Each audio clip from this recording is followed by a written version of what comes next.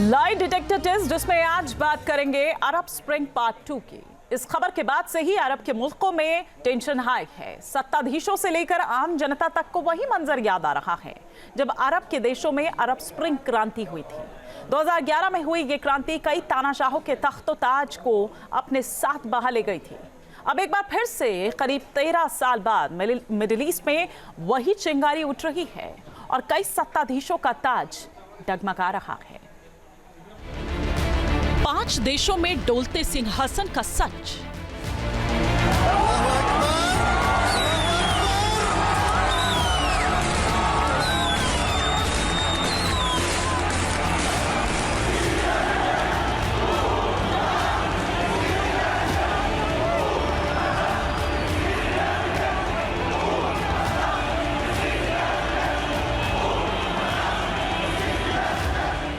क्या मिस्र में होगा तख्ता पलट?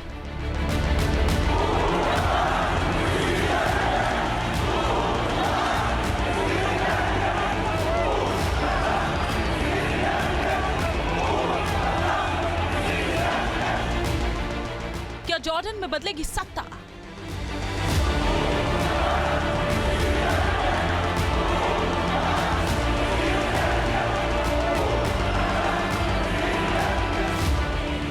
क्या तुर्की में डोलेगा सिंहासन?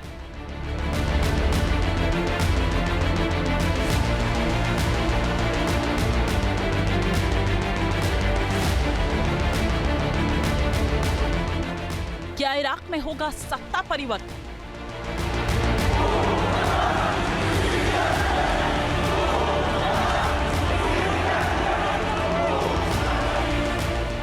यमन में भी बदल जाएगा सत्ता का केंद्र?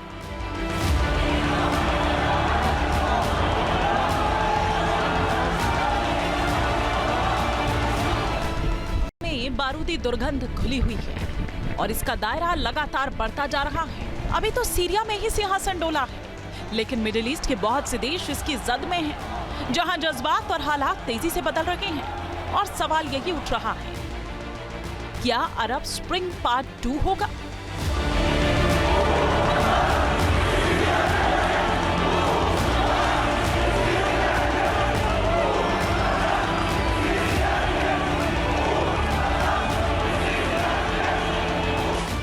एक साल के भीतर जिस तरह से मिडिल ईस्ट में हालात बदले हैं, उससे मिडिल ईस्ट का पूरा इलाका खौफ में है।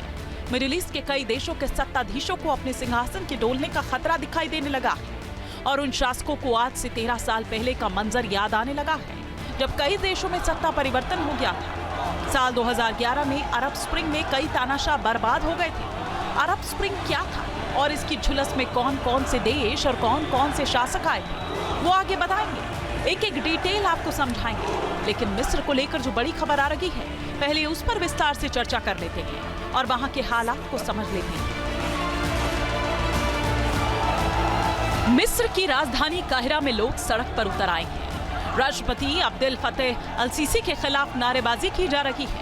लोग सरकारी नीतियों और बिगड़ती अर्थव्यवस्था को लेकर अल सीसी सरकार का विरोध कर रहे हैं। नागरिक स्वतंत्रता और बढ़ते करप्शन को लेकर लोग आग बबूला हैं। प्रदर्शनकारी अल-शाब यूरिड इस्कात अल-निजाम का नारा लगा रहे हैं, जो अरब स्प्रिंग क्रांति से जुड़ा हुआ है। सवाल यही है कि क्या अरब स्प्रिंग पार्ट 2 होगा? क्योंकि मिस्र में एक तरफ तो जनता सड़कों पर है, तो वहीं मिस्र के शासक अल सीसी अमेरिका के साथ हथियारों की डील कर रहे हैं। मिस्र में हो रहे प्रदर्शन की बड़ी वजह क्या है? इस प्रदर्शन के क्या दूरगामी परिणाम हो सकते हैं? आपको सब कुछ बताएंगे, लेकिन पहले अमेरिका और मिस्र के शासक के बीच जो खिचड़ी पक रही है, उसे समझ लीजिए। सवाल यही उठ रहा है कि क्या अल सीसी विरोधियों को दबाने के लिए रणनीतिक मोर्चा तैयार कर रहा है? मिडिल ईस्ट में अमेरिका का मिस्र एक अहम सहयोगी देश है। मिस्र में भी अब्देल फतेह अल सीसी के खिलाफ अंदर ही अंदर आक्रोश उबाल मार रहा है, जिसको भांपते हुए अमेरिका ने मिस्र के लिए $5 अरब से अधिक हथियारों की बिक्री को मंजूरी दे दी है। अमेरिकी विदेश विभाग ने इस बारे में कांग्रेस को जानकारी दी है। मिस्र और अमेरिका के बीच ये सौदा ऐसे वक्त में हो रहा है जब मिडिल ईस्ट एक राजनीतिक उथल-पुथल के दौर से गुजर रहा है। इसी महीने की शुरुआत में सीरिया में बशर अल असद के शासन के पतन के बाद मिस्र में भी ऐसा ही खतरा मंडरा रहा।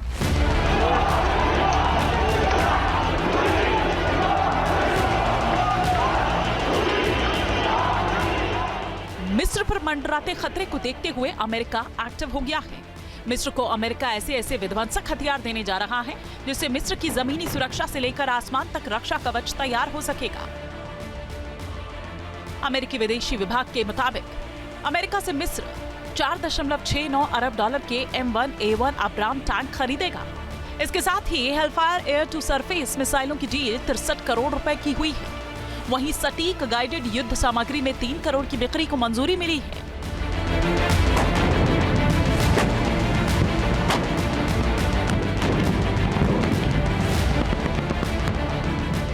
अब्राम टैंक की खरीदारी को मिस्र ने रणनीतिक लिहाज से किया है, क्योंकि अब्राम्स टैंक वो योद्धा हैं जिसकी जमीनी लड़ाई में कोई मुकाबला नहीं कर सकता, क्योंकि अब्राम टैंक में ऑटोमेटेड गन लोडर फिट है। वहीं ये कंप्यूटर फायर कंट्रोल सिस्टम से लैस है, जो दिन हो या रात, मौसम कैसा भी हो, अब्राम्स टैंक दुश्मनों को नेस्तनाबूद करके ही दम लेता है। अब्राम टैंक 9 सेकंड में 360 डिग्री घूम जाता है। इसकी कैनन 20 डिग्री से -10 डिग्री के एलिवेशन पर हमला कर सकती है, जबकि कैनन एक बार में 40 राउंड तक फायर कर सकती है। इस पर फिट हैवी मशीन गन भी 900 राउंड फायर करके दुश्मन को तबाह कर देती है।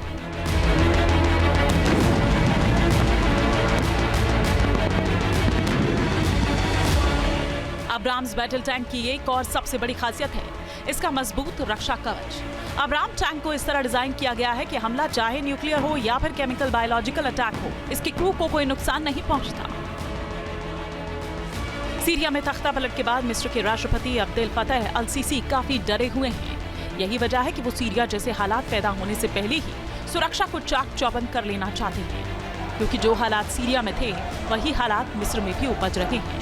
असद और अब्देल फतह अल सीसी में काफी समानता भी है। असद ने अपने विरोधियों को जेल में बंद किया था। राष्ट्रपति अल सीसी ने भी 60,000 राजनीतिक कैदियों को मिस्र की जेलों में बंद कर रखा है। सीरिया में विद्रोहियों की जीत के बाद मिडिल ईस्ट में तानाशाही शासन के खिलाफ एक बार फिर से विद्रोह को प्रेरणा मिल सकती है। अब्देल फतह अल सीसी के राज में मिस्र में भी अंदर ही अंदर एक आक्रोश बना हुआ है और खतरे में है अल सीसी की सत्ता। अरब जगत के सबसे अधिक आबादी वाले देश मिस्र में राष्ट्रपति अब्देल फतह अल सीसी ने 11 साल पहले कमान संभाली थी। सीसी ने देश के पहले लोकतांत्रिक तरीके से चुने गए प्रेसिडेंट के खिलाफ तख्ता पलट करके साल 2013 में देश की सत्ता पर कब्जा कर लिया था। सीसी ने वादा किया था कि मिस्र के लोगों को सुरक्षा और आर्थिक समृद्धि दी जाएगी।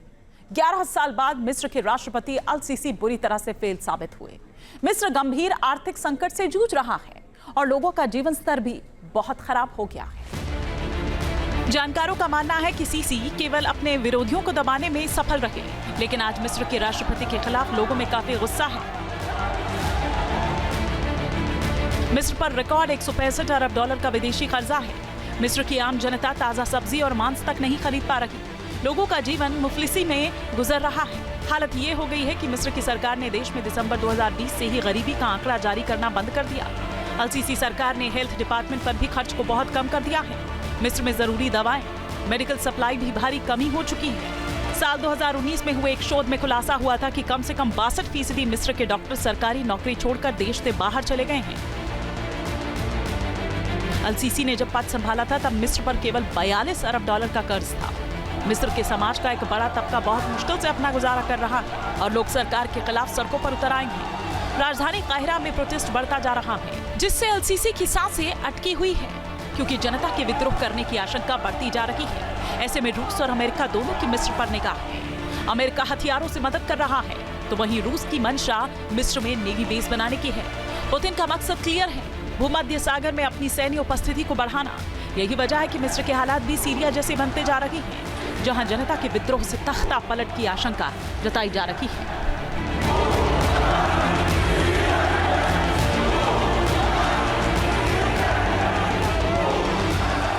इजिप्ट के अंदर इन्फ्लेशन 30% तक बढ़ चुका है।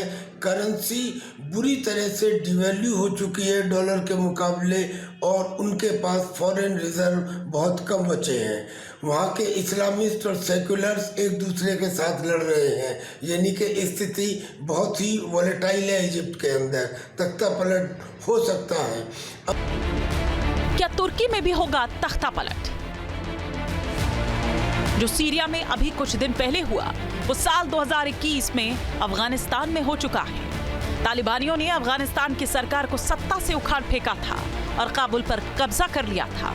जब अफगानिस्तान में तालिबान ने अभियान चलाया था तब उसके साथ टीटीपी भी था। अफगानिस्तान में तख्ता पलट से पाकिस्तान में उस वक्त के प्रधानमंत्री इमरान खान काफी खुश थे। अगस्त 2021 में इमरान खान की ये सोच थी कि काबुल पर तालिबान के कब्जे के बाद बनने वाली नई सरकार तहरीक-ए-तालिबान पाकिस्तान यानी टीटीपी जैसे समूहों को अफगानिस्तान से ऑपरेट करने नहीं देगी। हालांकि हुआ इसका ठीक उल्टा। आज पाकिस्तान टीटीपी के हमलों से बेहाल है और इमरान खान भी सत्ता से बेदखल हो चुके हैं। अब सवाल ये उठ रहे हैं कि क्या एर्दोआन का इमरान वाला हाल होगा। तुर्की के राष्ट्रपति रेसेप तैयप एर्दोआन सीरिया में विद्रोहियों के कब्जे के बाद काफी खुश हैं। उन्हें लगता है कि सीरिया में विद्रोहियों की नई सरकार कुर्द लड़ाकों को खदेड़ देगी और वो तुर्की के लिए खतरा नहीं बनेंगे, क्योंकि एर्दोआन के शासन वाली तुर्की ने सीरिया में राष्ट्रपति बशर अल असद को सत्ता से हटाने के लिए सीरियाई विद्रोहियों की खुलकर मदद की। तुर्की से मिल रहे समर्थन की वजह से महज 13 दिनों के भीतर ही असद सरकार का पतन हो गया। बशर अल असद को सीरिया छोड़कर रूस भागना पड़ा और विद्रोहियों ने राजधानी दमिश्क समेत पूरे देश पर कब्जा कर लिया। इस घटना से एर्दोआन इतने ज्यादा खुश हैं कि उन्होंने विद्रोहियों की अंतरिम सरकार बनने के चंद दिनों के भीतर अपने विदेश मंत्री को सीरिया भेज दिया। एर्दोआन सरकार की ओर से क्लियर स्टैंड है कि सीरिया के भविष्य में कुर्द आतंकवादियों के लिए कोई जगह नहीं। उन्होंने वाईपीजी मिलिशिया को भी भंग करने का आह्वान किया।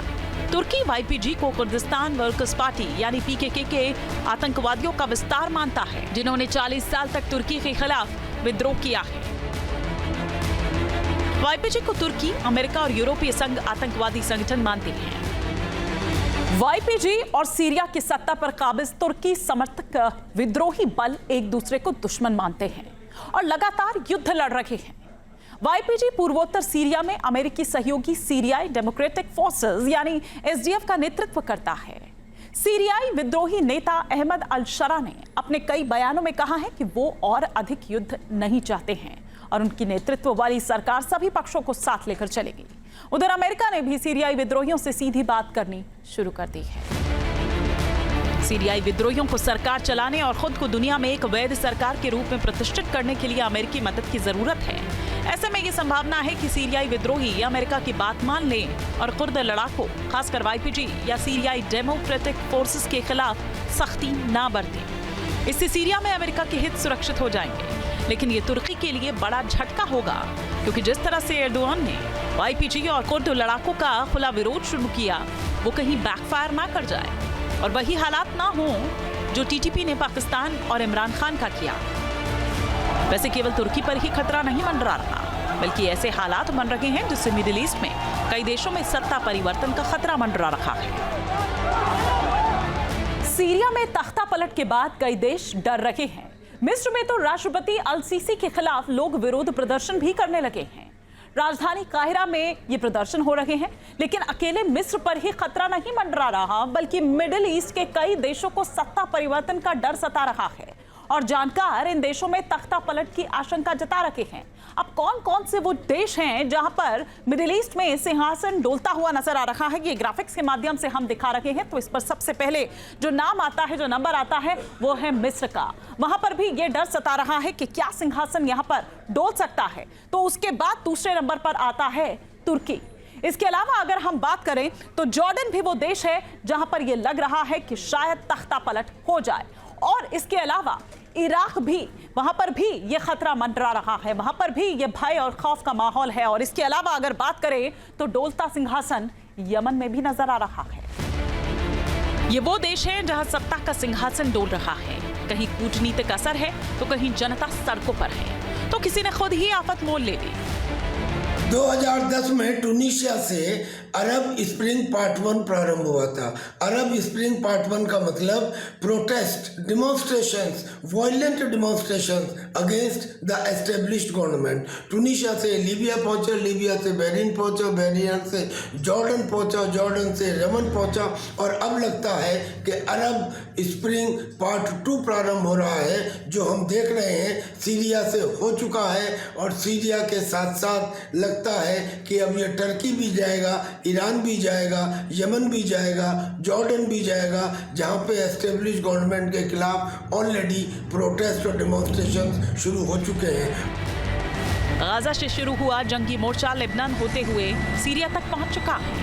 गाजा में बर्बादी की कहानी हर गली, हर सड़क पर मौजूद है। दक्षिणी लेबनान का भी वही हाल है। सीरिया में असद परिवार का 53 साल का साम्राज्य ही खत्म हो गया।